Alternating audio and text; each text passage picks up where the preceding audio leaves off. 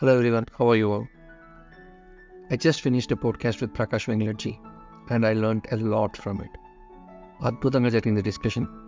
This discussion is not for a generic audience.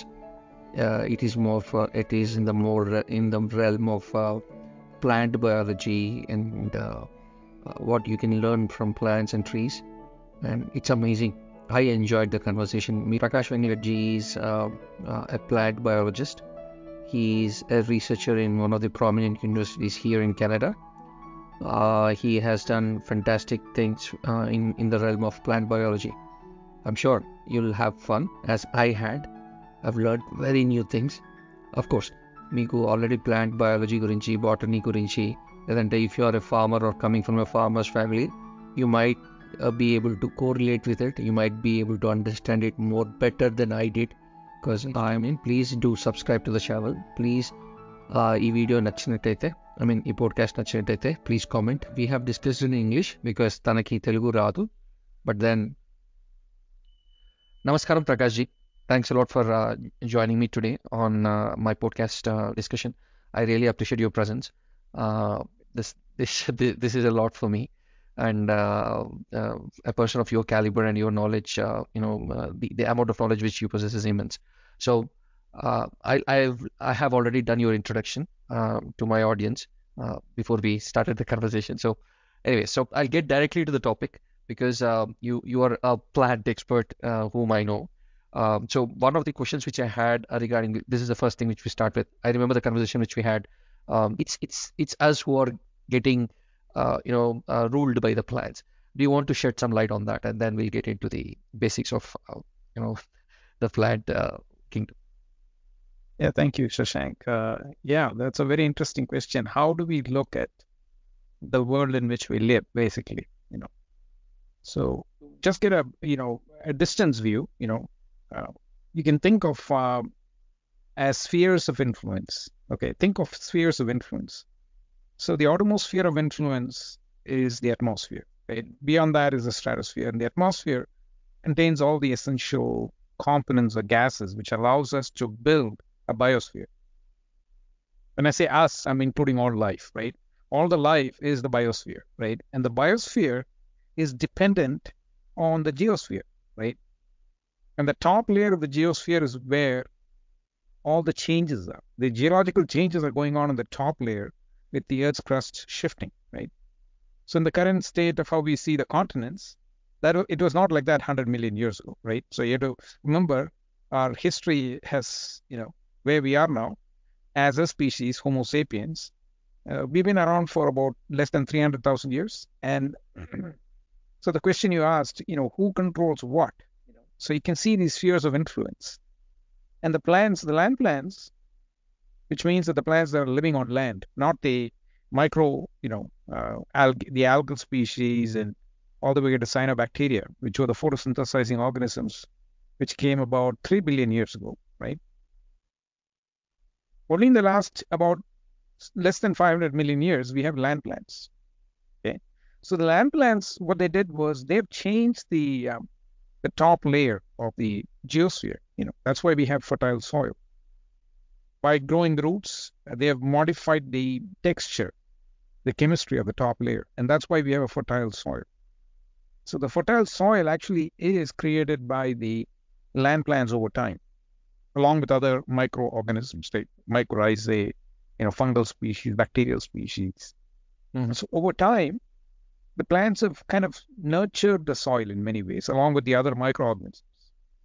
And it's in that stable space they grow, right? So if you look at a plant, the plant has two parts, one that is hidden and one that is exposed, the root and the shoot, right? Mm. So most of the time when we stand on it under a tree, we don't see the roots, but the roots are almost as much as the shoot or the trunk of the tree, right? Yeah, they may be larger as well. They might be larger and a huge network, and they interact with all kinds of organisms. Correct, yeah. So if you think of it that way, the grasses are also major influencers because they form a very strong root system, but the shoots are not as big. But the root system can be quite fibrous and dense, right? Mm-hmm. So they hold soil together. So you can see in various ways, but the strength of the soil, the quality of the soil, and its fertility, all is in a constant turnover because of the plants that are growing along with the microorganisms. But obviously the plants are distributed because there is the fauna, right? The animal systems that move around them, right? Yes. So the herding animals take the grass seeds and dispense it when they, throw their fecal matter at other places. And same thing happens to the trees in the forest, right? There are all kinds of birds and monkeys and all kinds of bugs which can fertilize the flowers, but also move, the seeds. Mm. And it's in that context that one can think of as the plants as master manipulators in many ways, because they fix the sugars. Right? They start the food chain, basically. So we call them primary producers because they fix carbon dioxide and convert it to sugars, right? And the sugars now are available in various forms as nectar in the flowers, as nutrition in the leaves, or as nutrition-packed seeds and fruits. Mm. So now it has a commodity to transact, but does not have a nervous system. It does not have any agency, but it has this adaptive intelligence. The adaptive intelligence is in many ways how the plants grow, right? They know when to flower, they know when to set seed, because of the environment. Like here, right now, it's cold, right? Everything is shut down. And come spring, everything comes back up. So over time, they've found a way, when I say they, without invoking any teleological states, there's no agency, but just a pure adaptive intelligence. They don't have a mind, but they are intelligent. You can say it that way. They have adaptive intelligence because just the way they grow, right? Wow. And that's the main thing. So when you asked, are they controlling us? In some ways, if you look at the farmers and the orchard maintenance and the industry, the supply chain, which maintains food, all that is dependent on plants' productivity, right? We control it, yes. We have domesticated them and we control the production. But they are, in many ways, giving the major input into our food supply, whether we eat animals or plants, it doesn't matter. If we consume a lot of animal products, we still have to feed the animals. Correct. So the bottleneck is how we farm, right? The farming is dependent on natural cycles. And that's why people are worried right now, because the climate change is a big issue. And the land, which is such an open area, and quickly, lose moisture, lose fertility in the soil. So there's a lot of unknowns when climate change kicks in, right? There's only so many things you can do because it's exposed. And the plants have mastered that environment, so they have one leg up in terms of adaptive intelligence. So we can call it adaptive intelligence. And so far, we've used our intelligence to domesticate them, not realizing that they have used their adaptive intelligence in many ways to use us like the bees and the butterflies, So oh wow, this minuscules the human intelligence to an insect. That's amazing. But you're right. Like you take an example of banana or the rice or what? No, too many things out there. Many kinds of fruits, like the gooseberry, for example. The gooseberry in forest is totally different, and the gooseberry which we get is such a big thing. Wow. Are they like? Did they domesticate us instead of? Wait, did we really domesticate the plants? This is a doubt I'm getting after listening to you. One of the frameworks that is very useful to separate out the way we look at the planet and life, we can simply call our view as an anthropocentric. Anthropos being human. Human-centric view gives us certain advantage, right? We know where to grow food. We know how to control the food supply. We can control the variables to a certain extent, right? All these are possible from our view. But knowing that our view is biased, right? Because we can only see certain things. I always, recommend that we take occasionally a phytocentric, a plant-centric view of the world. Okay. Because the plants, if you let them grow for about a few years, they will create a forest. Yes, for sure. Over time, the different plants start to grow. The bees, butterflies, birds start to come in. Small rodents and monkeys. If it's in India, you have all these animals that rush in to get food, and they bring seeds, right? Correct. Yeah. And within a matter of few years, you have a biodiverse forest. So we can just simply call it nature, or we can see a phytocentric perspective. phytocentric means the plants are looking at the world in a particular way. They have receptors to see light, but they don't have a nervous system to see patterns and forms. But they use the light to convert it into convert carbon to sugars, but they also use light to control the growth patterns. And when they flower, if you look at plants, they don't flower at the same time. If you go to a garden, right?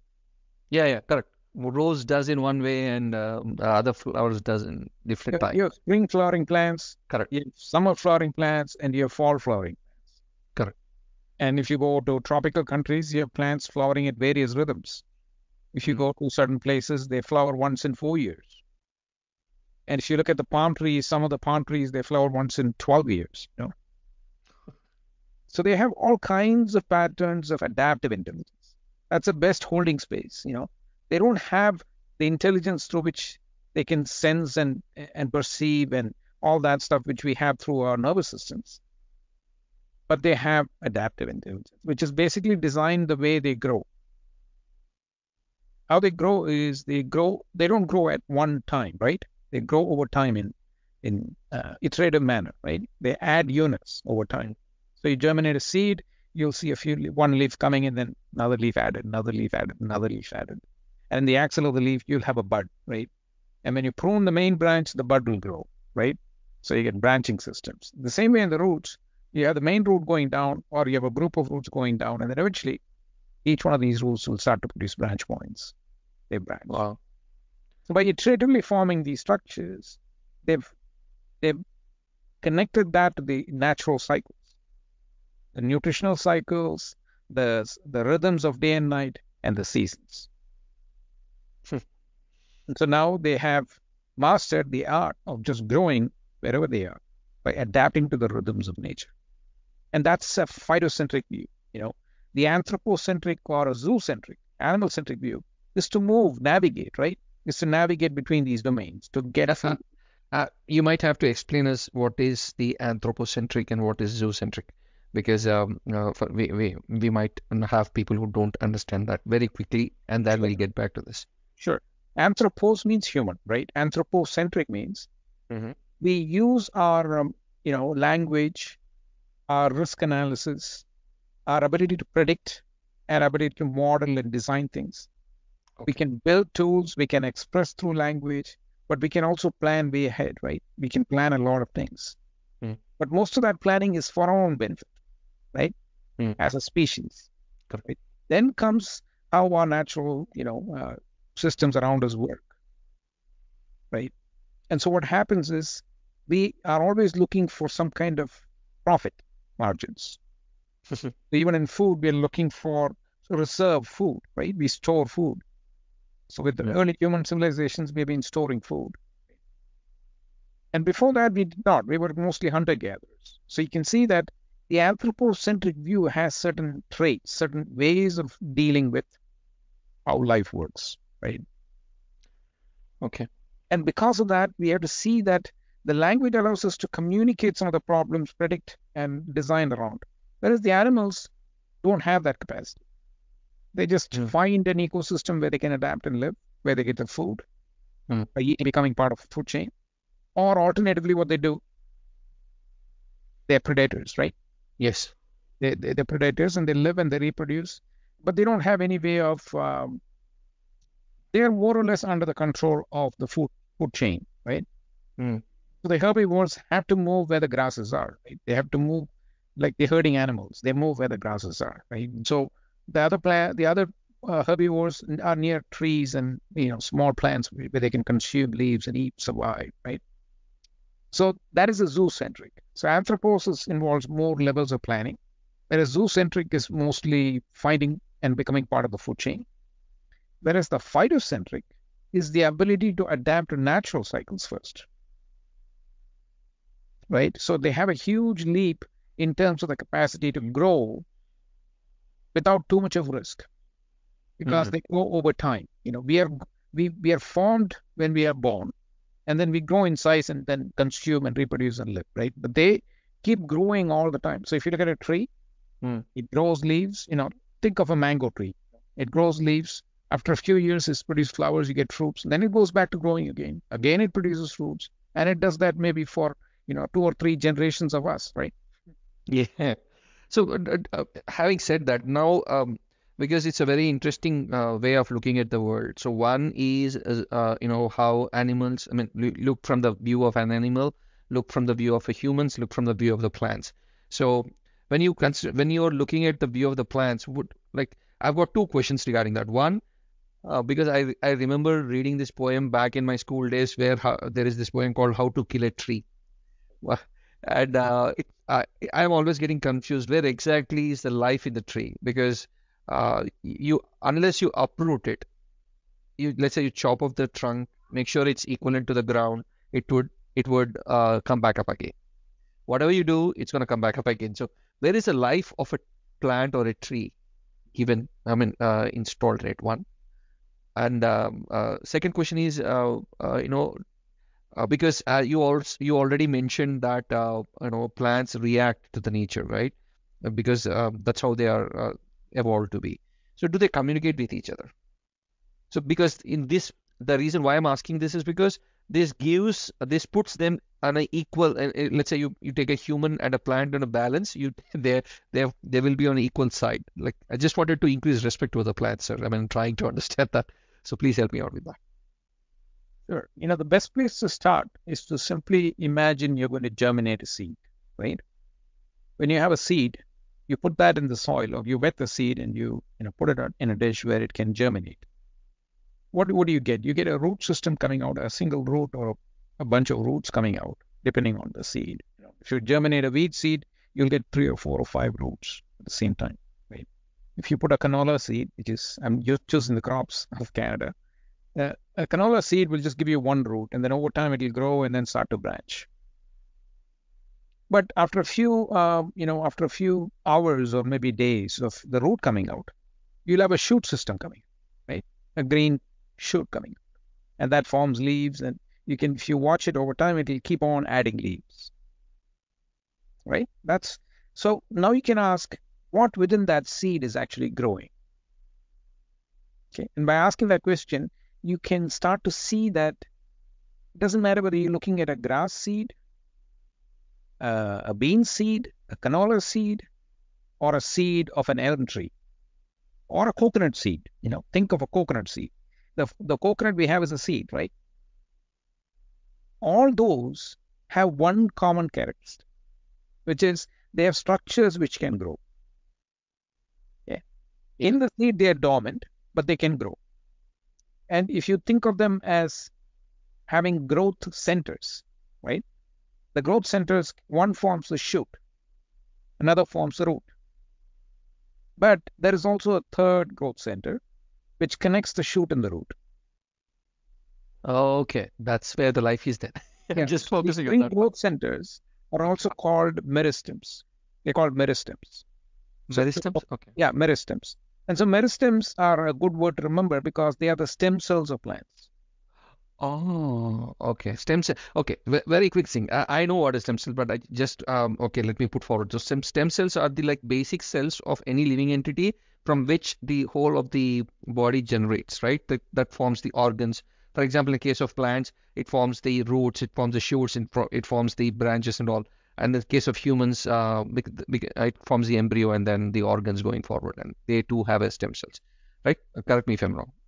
The small correction is when you start off the life cycle, right? It doesn't matter whether it's a plant or an animal, right?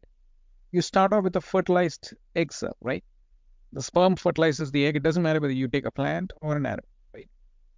Oh, I've got a lot of questions again. So, okay. So you have to explain.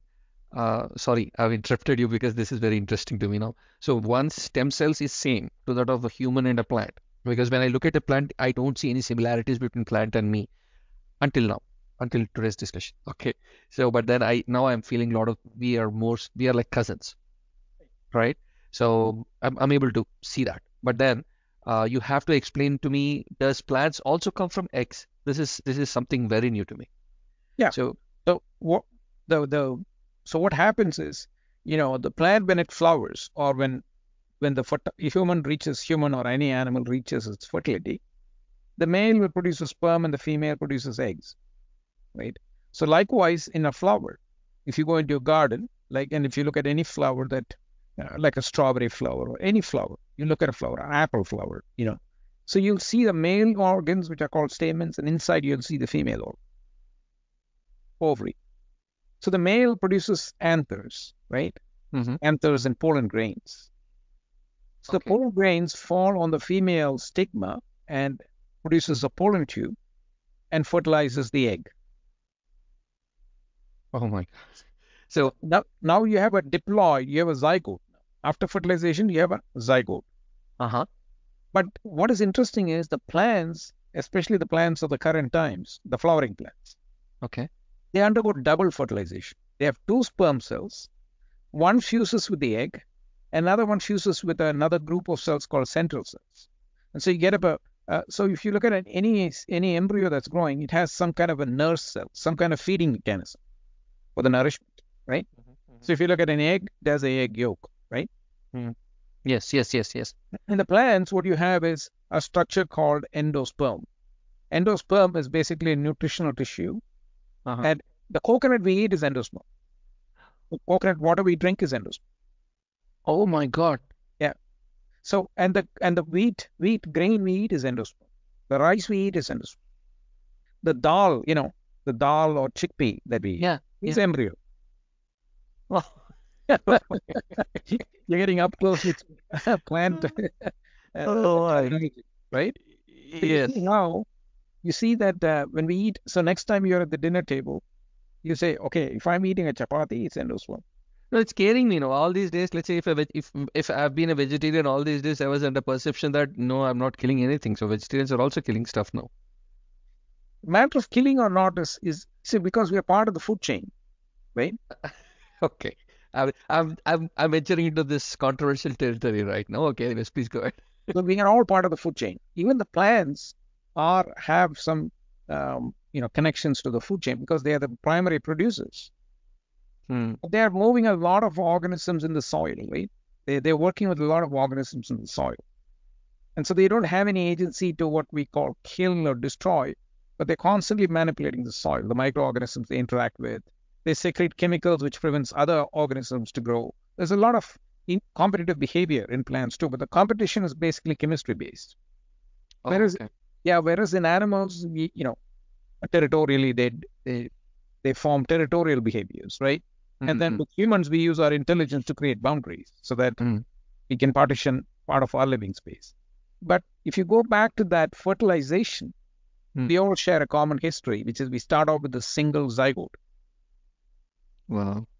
And the zygote now divides and forms a mass of cells, which are called the embryonic stem cells in animals.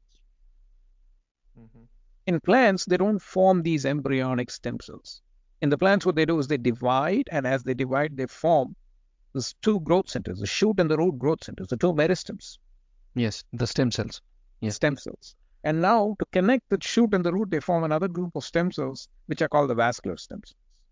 So basically, they have three growth centers. It doesn't matter whether you take a grass seed or a coconut or a tree seed. Okay, can you explain this to me? If I understood correctly, let's pick up the coconut because that is very clear. So when I look at the coconut, the external shell has nothing to do in that. It's just a protective thing, right? The green thing, and once you get in there, the water, as you said, it feeds into the embryo. So there is some small flower in the coconut, it's small dot. Is that the one which is the egg in the coconut? You understand what I mean? The egg is only in the flower. So when you look at the inflorescence, if you look at a coconut inflorescence, before you get the fruit starting to form, which becomes the coconut, right? So there are flowers prior to that. It's very tiny flowers, and they use it in weddings and all that. Correct. Yes. As a sign of fertility, they'll put it in a cluster in front of the bride and the groom, right? Correct. It's a sign of fertility along with rice and six that they put that. Yes. But that inflorescence has a whole series of flowers on it. It's a stalk with a lot of flowers. And the flowers, after fertilization, they'll form these green structures, rounded structures, which grow into a coconut over time. So the outer layer is part of the ovary wall, and the innermost layer is the closest to the embryo sac. The sac in which you get the liquid, right? And the liquid actually is a collection of free-floating nucleus. You're drinking a lot of DNA, basically. Yeah. Wow. It's very rich in a lot of nutrition, right? That's why the Yes. coconut milk is considered very, very, Very powerful. revitalizing, and because it has a lot of essential things to build, right? And so it has a lot of DNA, it has a lot of other stuff in it. Because over time, what happens is the free-floating nuclei Mm-hmm. become cellular, right? And that's how you get the coconut, the coconut we consume. Wow. Yeah. So buried within that is a small structure at the base, which is the embryo, which when you germinate, if you go to a coconut farm next time, Mm-hmm. look for a small germinating, structure. Okay. And if you open it inside, you'll find a mass of tissue. Correct. It's a growing embryo. It'll be soft and fluffy. Yes, it's in Telugu it's called Kobari Puvu. Yeah. Basically, it's coconut flower. It's And not I, coconut flower. Yeah, it's a coconut flower is flowered long ago. yeah, well, it makes sense totally, no? This is So because actually part of the embryo. Yeah. correct. So at times when you go to temple, if the coconut is old enough, when you break it, the flower comes out, and people say, "Oh wow, auspicious things, all your wishes gonna come true." All Yeah. this kind of thing. Yeah. Wow. So it has got a lot of beautiful, beautiful. Yeah. But if you look at a wheat grain, the wheat grain that you store, most of the bulk of the grain is the gluten, where you get the gluten and how you make bread and chapati. Basically, most of it is endosperm. But sometimes Wow. they'll say it includes the wheat germ. Have you heard the packets that say it includes wheat germ? Correct. Yes, yes, yes. Which means that they've been very careful not to remove the embryo during the cleaning process. So that germ refers to the embryo, and the embryo is now rich in oil and protein. So it's a good source of nutrition. So having the wheat germ along with the bran is considered, nutritious, because the bran has fiber, and inside the endosperm you have a lot of gluten and capacity to make chapati or bread and all that stuff you can bake, and then you have the embryo. Yeah. Okay. This is again, this is taking me to one, I mean, regarding the plant germination and comparison between us and plants. So this is my final question. So let's say, why does a plant produce so many number of seeds, right? If you take a coconut tree, it ultimately it needs couple of trees for itself, like its own progeny. But why does it produce so many? So does it know already, or is it like bribing us? But okay, you eat these many, you can plant these, and that's how I'm gonna have. Is it trading happening there? What exactly is happening? You Or can what? look at it again. Yeah, One now second, one second. I just have one more addition to that. Sorry, sorry. So one more addition to that is, was this the case earlier, like before the humans or before the animals coming in? So what the coconut tree was producing only 10 coconuts instead of these many hundreds or sorry, not hundreds, 50s or 60 coconuts. You understand what I mean? So now, yeah, I'm done. Sorry. Sorry. no problem, no problem. See, if you look at, let's forget coconut. Let's look at some of the vegetables we eat, right? Eggplant, tomato, potato. Think of potato as a tuber crop, right? Yes. See, I want to introduce to you the concept of what is called carbon budgeting. Plants are smart carbon budgeting organisms. So because they fix sugars are carbon-based, carbon products, right? Yes. They have to, they have a huge inventory every day. Imagine you have a factory and you're producing a product. If you don't sell it, what happens? Your inventory keeps accumulating. Correct. But the plant is a living structure, right? It's very different. It is managing the sugars to grow, but the excess sugar, it is always has an inventory of these excess sugars, usually stored in the stem and the leaves. But over time, as the plant grows bigger, they partition these sugars in different forms, and they store them either as conjugated forms, which are not available, or they pump them into structures which when they flower, they can produce seeds, for example, right? Because the seeds need a lot of sugar, not a lot of, nutrition, right, to grow. Yeah. Yeah. Same with the fruit. Imagine a mango or a banana. There's a lot of nutrition there, right? So it'll Correct. pump all the sugars there. But they also have strategies to store the sugars in the roots. Or they produce tubers. Like potato is a stem tuber. Yes. So that's also part of their survival strategy. And so when you look at a potato tuber, if you know, you can grow plants from the tuber, right? Yes. Yes. So now you come to the other aspect of plant adaptive intelligence. This is the ability to produce these dormant structures which can grow. Which can grow by themselves at times. Yeah, because the tuber has food in it and has eye spots in it or eyes in it. They're called Correct. the That the eyes. sprouts come out of it. Yes. But by storing it there, what they've also done is allowed interaction with the other organisms. Was that wall? Was that the plants have developed the strategy, or was it like imposed onto them? Like, why did that even happen? Like, that's where I'm trying to go. Yeah, that's actually that will take us back into evolution. But let me finish this part and then we'll go to the evolution, which will Okay, make it sorry. clearer. Yeah, Right. sure, sure, So, sure. so if they can store carbon in different forms in different places, Oh, right? yes, So if you take a maple tree in the winter, they have pumped the sugars into the trunk, and in the spring you can tap that. You can have maple syrup for your pancakes, right? yes. So so by managing sugars, the plants have adjusted to the growth cycle. So their internal cycle is to manage the sugars, right? By storing it in the tubers or by making carrots and beetroots, which are root-based storing systems, or alternatively using the sugars to keep growing, like a tree, right? They keep Mm. making wood, right? They make wood, but where does the wood come from? From the sugars, which are converted to cellulose and then stored as wood, right? So, so they form functional part of the plant, but they're also managing sugars. And what is interesting that over time we found that the sugars are also signals for the plants to know when to flower. One of the signals they use to adjust the flowering time, sugars. Wow. Because when they have enough sugars, they know they can produce seeds. Ah, makes sense, makes sense. Because you have enough food resources, then you can feed more babies, that is seeds. Okay, super, makes By sense. doing that, but if you look at the fruits now, let's look at the fruits as an example. The Okay, fruit is a structure that holds the seed, right? So you open a yes, fruit inside, there is a seed. yes. Fruits evolved in these flowering plants for a very, very elegant reason to manage sugars, but also to help disperse the seeds. Ah, how? If you look at this, now I'll give you an example from evolution. If you look at the plants which came before the flowering plants, you've seen a lot of spruces and pines in Ontario, right? Wherever you go, you'll have a lot Correct. of spruces, pines, which are conifers. Yes, yes, They're lot of. called conifers because they don't have flowers, right? They have cones. Yeah, you're right. Cones. But the cones have seeds in them, Yes, they do. right? But the seeds are not inside a fruit. Yeah, they don't have. There's Such the cones. plants, they are called naked seeds. Okay. Whereas the seeds of flowering plants are in the fruit. Yeah. And so the term distinguishes these plants as angiosperms, which means true flowering plants.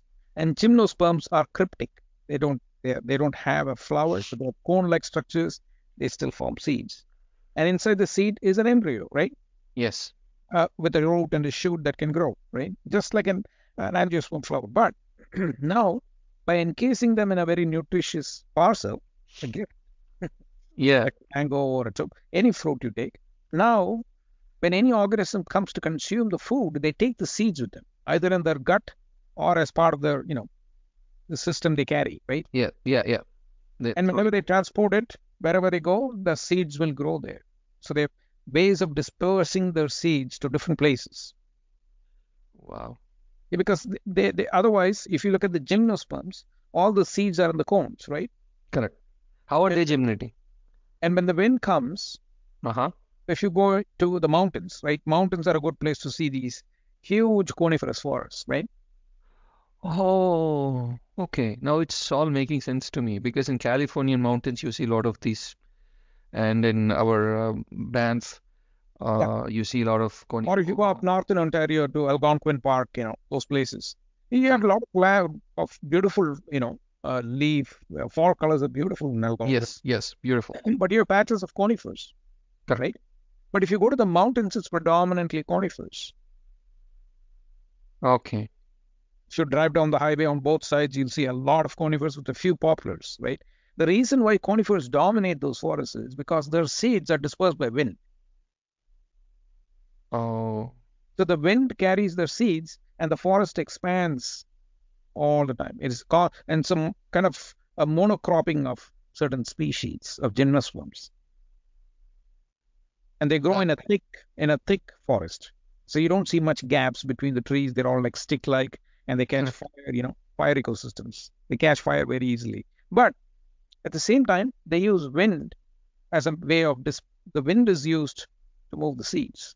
So you see how plants have evolved over time from using wind and other natural cycles to grow energy to using organisms like when the bees and butterflies and birds and bats, all these are coming for the flower or the fruit, and the flower has nectar. Correct. So now what I would recommend is, you can shift yourself into a phytocentric perspective and think like a plant. Okay, I'm trying. Okay. If you're thinking like a plant, you say, don't grow all at the same time. Grow in units. Uh-huh. On the seed, it's saying its main mantra is one leaf at a time. Don't move fast. One leaf at a time, make sugars, and use the sugar to make a root or a leaf. Oh my God, And then this is amazing. all the time it is chanting one leaf at a time. Add up one leaf at a time. Where are the sugars? One leaf at a time. Is it time to flower? Okay, produce a flower. By doing this repeatedly, it has managed a growth period over time. Wow. And then it knows when to flower. It knows when to flower means its genetics is constantly selected for the right time to flower. So simply by choosing a phytocentric perspective, we are not becoming teleological by saying that the plants have some kind of intelligence, they can think and all that. What we're saying is, by shifting the perspective, now we can get a better appreciation of the plant strategy in this living space. See, now we can start to design our gardens from a phytocentric perspective. Instead of the anthropocentric, you start to see the plants from their perspective and then say, well, where would they fit in the garden? Or how would they build an ecosystem? Or how do we plan future cities? Right now, we plan cities only from an anthropocentric perspective. So we have a place to grow food, we have a park, we have some, woodlands, we have avenue trees. That's it, right? But shift your perspective, phytocentric, and allow the plants to build as they change the ecosystems. But within that, you nest your place to grow, live. So you have an ecosystem which is sustainable because the plants will do it all the time. They are always doing it, right? Wow. But when we remove that and try to put in an anthropocentric civilization, we are imposing ourselves onto a phytocentric space. And now we have to struggle as these plants try to cope with this change. And that's how the cities are, right? Yeah. Where we're barricaded, we've removed a lot of things, and then now we have a structure in which we put the plants we want.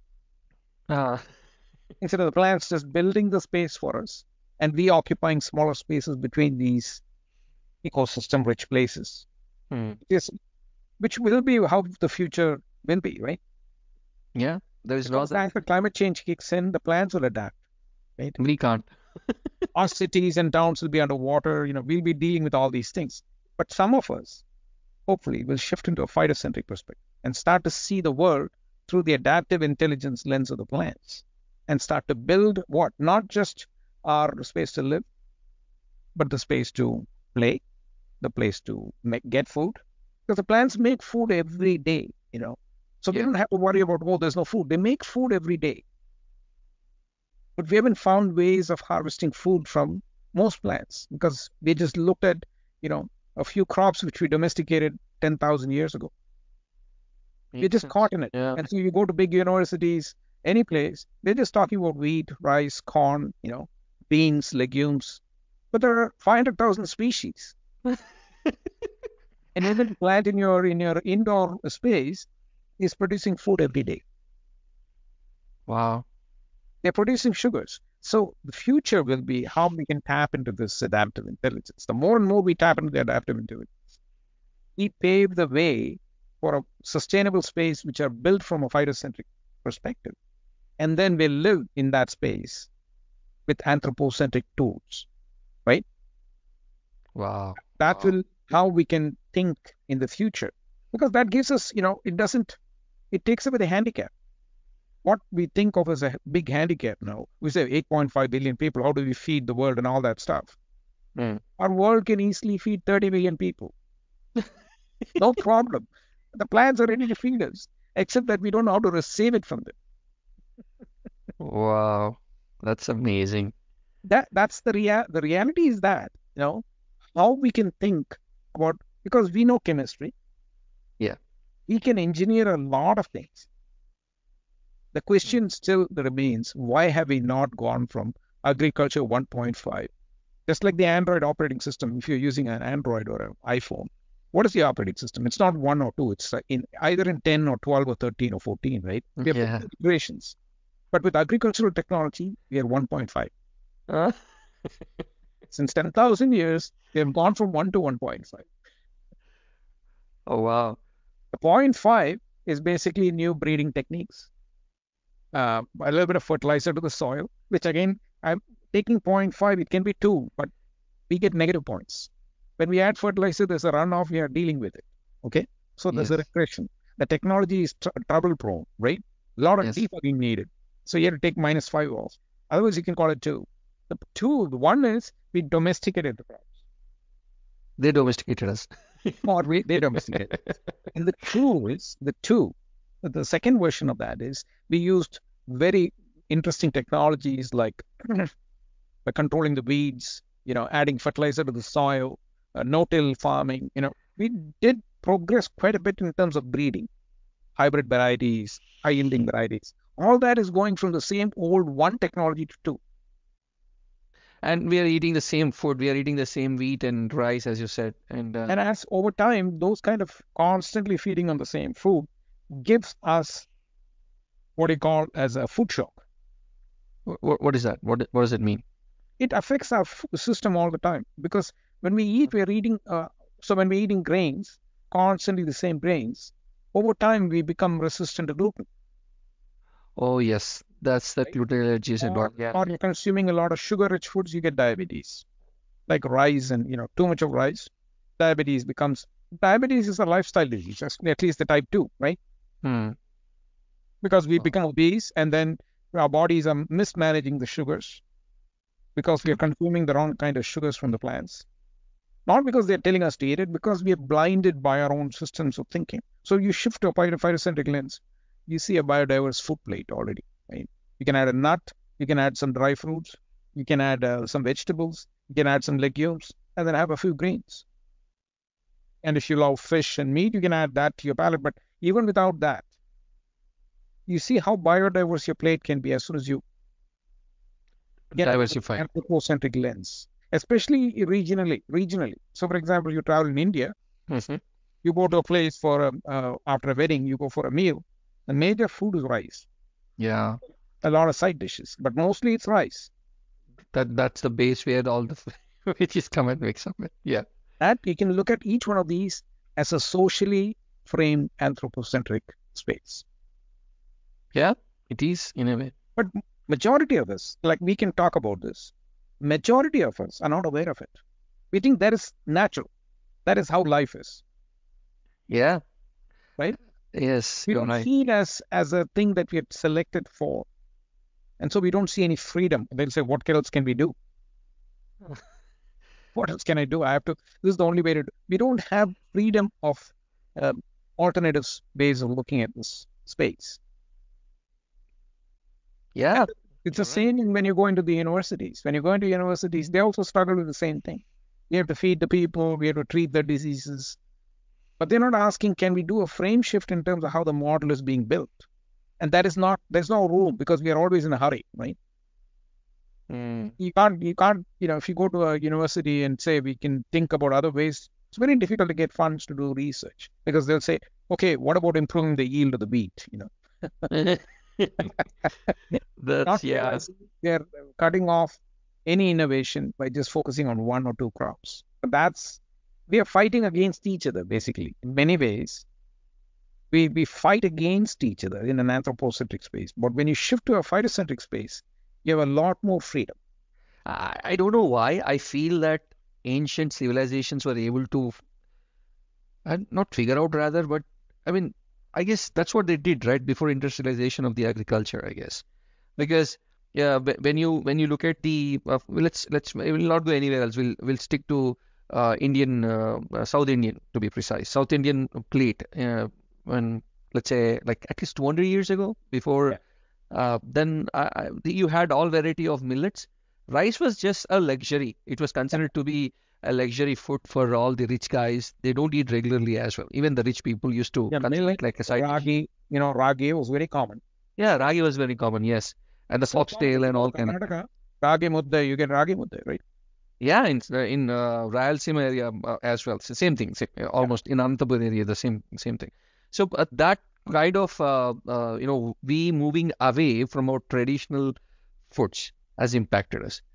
Okay, because we are actually I just have 2 more minutes, but if I can request you for 10 more minutes, I wanted to ask this question. So because let's say I am from India, south of India, and I moved into completely extreme cold place like Canada at times, not every time. So here, then what kind of food I should be choosing? Because see, the food which we eat is the one which is building us, right? So let's say being a vegetarian, non-vegetarian doesn't matter, but ultimately I'm trying to understand, does food actually impact us on the whole and in overall well-being, or can I stay in this cold temperature and still be dependent on tropical food? Like, you understand what I mean? Like, Absolutely. Yeah, no problem. is that okay? Yeah. Will that Here not also, impact us anyway? see, here also I'm developing a kind of a consulting coaching space. Okay. And I simply call it phytocentric. So even how we consume food, we can look at the plants and learn. See, when you look at a plant, the plant is always exposed, right? It has green leaves. As soon as the sunlight comes, they're going to fix sugars. Mm-hmm. But they don't fix sugars throughout the day. Yeah, correct. They have a time restricted space during which they fix the sugars. Yes. After which they are managing the inventory of the sugars. Yes. And the reason is all the growth strategies are based on circadian rhythms, a day-night cycle. And we as animals and humans also are circadian, right? Yes. We have a sleep and wake cycle. Correct. But we have artificially illuminated our living spaces after electricity, so we are living in brightly lit environments all the way whenever we want to turn it off. Correct. And we have a fridge which can store all the food we need. Yes. Right. These have to be looked at from a phytocentric space. These have to be looked at as limitations, not as advantages. Okay. Why? It's because when you look at these as limitations, then you have to see that these are triggering your desires to eat at the wrong time. Oh, keep yourself awake later. Okay. Right? And you conditionally become affected by certain habits. So if you simply follow a circadian rhythm of your body, when you wake up in the morning, your melanopsin, there is a particular hormonal trigger which wakes you. Yeah. Okay. And then your hormonal system is awake, you feel hungry, you eat, right? But by just past midday, by 3 o'clock, the system is starting to go to sleep. Wow. The metabolic system is trying to go to rest. But most people eat their biggest meal after that. I have to hide my face. And then we even do the overkill, right? We do another second big meal before we go to bed. Yeah, you're right. Eating for the food, for all the goodies, late in the evening when we're watching TV or doing something to distract ourselves. Yes. The distraction eating is very common. There's a lot of snacks that you can store, right? You can even have healthy snacks. But even the most healthiest of the food after 7 is actually toxic in many ways. That's scary now. So what happens is... You've been scaring me a lot, sir. No, but we see the interesting habits, how we form habits. Yeah, you're right. What happens 100%. Now, because we have planned our day to work hard during the day, yes, we come back with a loaded amount of what? Energy and stress. Correct. Energy expended, we want more energy, and mental stress because we have been navigating some issues at work and, trying to solve some problems. But as when you come back out of that, you say, I want some break. And what you do is, contrary to your health benefits, you do the opposite things. You reach for a candy bar. Yes, that's because of the sense of satisfaction which I'll get from the food, right? Because but the sugars are the trap. The sugars, Yeah. you reach for a candy bar or something, that has shocked your system already. And then you're doing it late in the afternoon, right? That's double shock, right? And And then you you come back home and you eat a big meal, and that is triple the shock. and end with the dessert. And that's even overkill, right? But all this is going into what you call as fat building process. They allow you to build fat because the body thinks it is resting. Whatever food is given now, it's going to go to sleep, so just store it. Oh, So okay. just by changing your eating habits, you can quickly change your health index in a matter of few weeks. So if you shift your eating habits in a time window of 10 hours, Hmm. starting from as between 8 and 9 in the morning and ending it before 6 or 7, Yeah, preferably 6. So you eat in a 10-hour window, right? But when you eat in the 10-hour window, you get the maximum calorie in the midday, beautiful. and the lower calories are in the beginning and the end. And then once you're done, you don't touch food. For the next 14 hours, you don't touch any calorie-rich food. Even if you want to drink something different than water, you just have a glass of lemon tea or with no sugar, right? But doing that, your body is not seeing calories. Hmm. Actually, it's going to a fasting mode. Hmm. And when it's going to fasting mode, what it does, it burns the fat. Instead of storing food, it's going to burn the fat. And you're repolarizing it. And so every time you wake up, your body is hungry for food. And I eat well, I grow well, and You eat I well, you grow rejuvenate well, well. you rest well. And as you go Wow. into resting, your body is doing a kind of cleanup. By the way, this is water, not nothing else. Just letting you know. Your body adapts to it very quickly. Yeah. And once it adapts, it is seeing the last food as energy to function till you go to bed. And once you go to bed, your body has very little calories. So it's fully resting metabolically, and your sleep is completely resting. And then when you wake up, you're ready for the next feeding cycle. But then every time you switch that behavior into a 10-hour eating window, now you're having that recycling program, which happens at night, active. Beautiful. So Wow. there's a lot of these correlations. And this is basically a phytocentric shift because you're following the rhythms. Because once the light is there, plants can't do anything. This is the follow the sun model. Yeah. We back in IT, like let's say um, in BPO sector, whenever a job, let's say I have a client in USA and I used to work in Hyderabad. So the sun moves from USA to India. So the support moves from USA to India. So that's called follow the sun model. The same way, I think the food also has to move along with the sun. Whenever there is sun, you eat the food. When there is no sun, you just survive on the water. And Yeah, but the, that's tricky in the summer. that was my question. That maybe we all would become something like grizzly bears or polar bears in the summer. Maybe and we have to hibernate in the winter though. But yeah, you're right. So, But the so simple strategy is shifting into a phytocentric. Look at a plant. They're okay, fixing carbon. They can fix throughout the day when there is sun, but they don't do it, right? Because they have to manage the inventory. And your body also needs that break. So if you eat throughout the day or if you eat late during the day, your body is managing the calories the wrong way, right? hmm, And then if you extend the sun, which is your lights and fridge and all that stuff, you're extending the sun, right, yes, yes, into the night. And then it is even before you go to rest, you have calories in your body and you get up, you're not fully rested, you're eating again. And you're repeating that.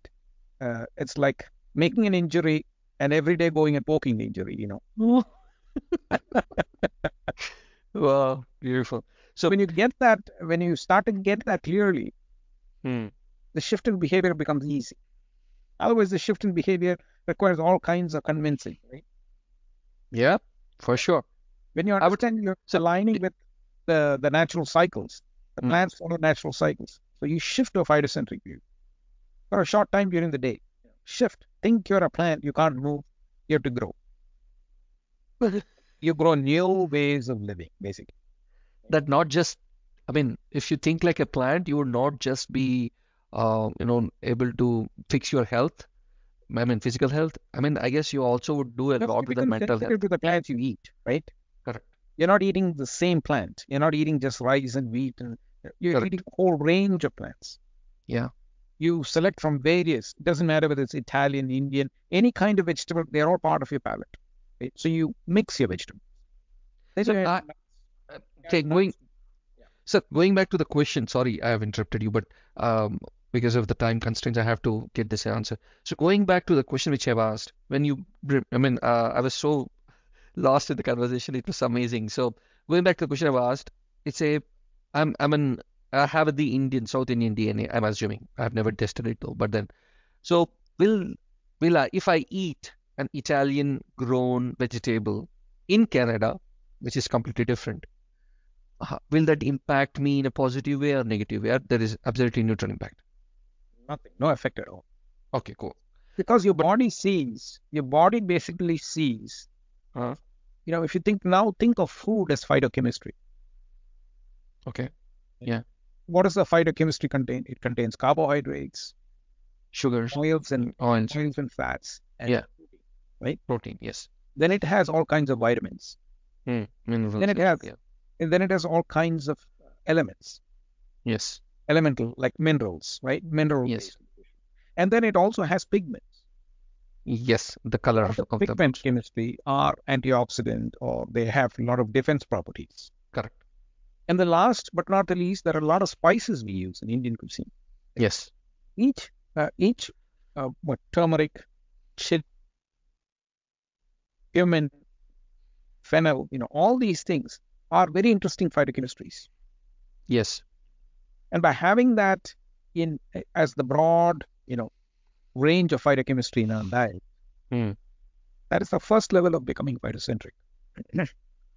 Wow.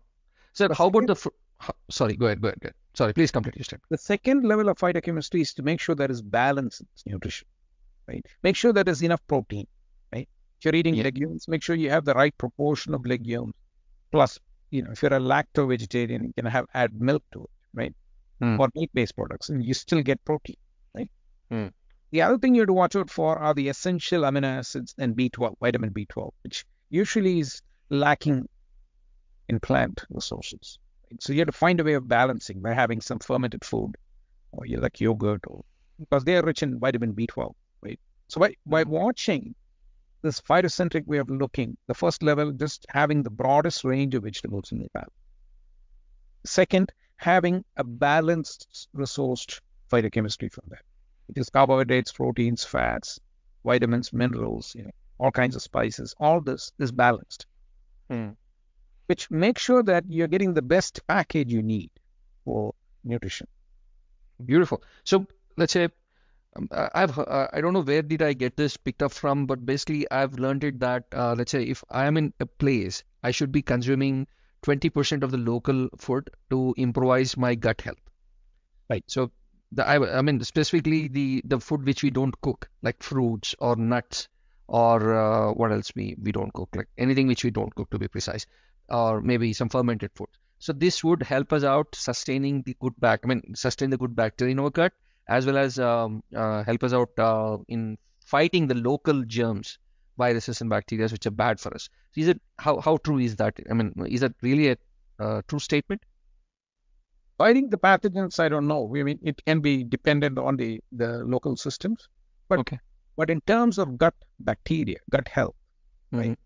So wherever you are, if you're eating very diverse food, right, you will get enough fiber, right? By adding a lot of diverse, like for example, eating more tubers and like sweet potato and cassava, and all these are fibrous tubers, right? And by adding that every other time, looking for the fiber-rich food. The fibers are usually the ones that keep your gut bacterial population very healthy, Mm. because they form the substratum to hold your food in the gut. Oh yes. Also Okay. creates good bowel movement and all that stuff that is needed for a good gut health, right? So by making sure you have enough fiber in your food, that's one way of, and then making sure you're consuming fermented foods every other day. Yeah. Because a fermented food has a lot of microbes. The local fermented, you mean the fermented food, which, oh, of course, yeah, if you have to ferment, it has to be fermented overnight, and that is local bacteria, So you right? can make your own yogurt, right? Yeah, because the yogurt, this is what I found out. The yogurt taste a little bit different to that of what it tastes in India. Yeah. Or when I've been to USA, California, it's totally different taste. The taste is it's same, but there is a difference. There's some mild difference. Is it because of the bacteria, or is it because of the protein, or is it because of the cow which keep the milk? It I'm could not be a sure. combination. Generally, Okay. it's a combination. Okay. Because what you'll also see is the bacterial population is unique. Yeah. There are Yeah. lactobacillus, acidophilus, but there are several strains. So if you go to India, the strain is very sour, right? It becomes very Yes. sour Yes. very quickly. Yes. And because the fermentation rate is faster, those bacteria like to grow faster, right? Whereas Mhm. here, the temperatures are cooler Mhm. and the strains of bacteria have adapted to this, so they ferment slower. Okay. Either way, it's good for us. Either be it that or this, anything is good for us. Okay. Any fermented food, kimchi, there's a lot of fermented foods available, right? So you look for fermented foods and add them to your diet on a regular basis. That, along with a good fiber-based diet, will usually, but last but not the least, the plants, right? They're always out there, right? They're balancing their shoot and root. In the same way, from a phytocentric perspective, balancing your food intake and exercise is something one have to strongly consider if you want a healthy lifestyle, a more balanced, if you think you're eating twice a day or thrice a day, the fourth one has to be exercise. Otherwise, it's like if you're eating 3 meals a day, you have to have at least one exercise routine, Yeah. mandatory, because at least walking and doing stuff, right? But giving that body the ability to manage, we shift into a phytocentric perspective because the plants do that all the time. They're managing the sugars, and that is very intense process. Wow. Very similar to how we have to exercise our bodies, move, because we are very sedentary, right? Over Correct. time, we have become so sedentary because of the nature of the work we do. We don't even have to commute. We work from home, a lot of things. All Uh, these have to be looked at as handicaps when you shift to a phytocentric. By keeping that balanced view, you can see it becomes a very interesting exercise. yes, I And should to understand actually. that, yeah. And second, to Yeah. be able to shift your perspective. Wow. So I should, you know what I'll do, sir? I'll name today's podcast as Think Like a Tree. Okay. Because, this gives a whole different perspective for a human thought process. And I didn't even touch a lot of aspects which I wanted to come and Yeah, discuss we with you. can have other sessions, right? Sure, sure. Whenever you're available, we'll Sure. Yeah, coordinate. yeah, And I'll also sorry, and I'll also ask my viewers and my group members if they have any questions for you. They can shoot out to me, and I'll compile them and bring it up to you. If they're interested, we can have a joint session, and that will be recorded and put on the YouTube. But yeah, and I appreciate your presence again. Thank you so much. I really enjoyed discussing these things with you. And sorry I've been hindering, but but I wanted to get some answers which I really okay. got. I enjoyed the conversation. So thank you. Oh, thank you. Thanks a lot. It was so beautiful. And I've got to learn a lot of things today. And I hope for the rest of 20 or 25 podcasts which we'll do, I'm hoping I learned a lot from you, sir. Thanks a lot again. Catch Sure. you soon. Thank you. Have a So good night. we'll pause. Yeah. I'll pause the recording here too. Yeah. Okay. See you then.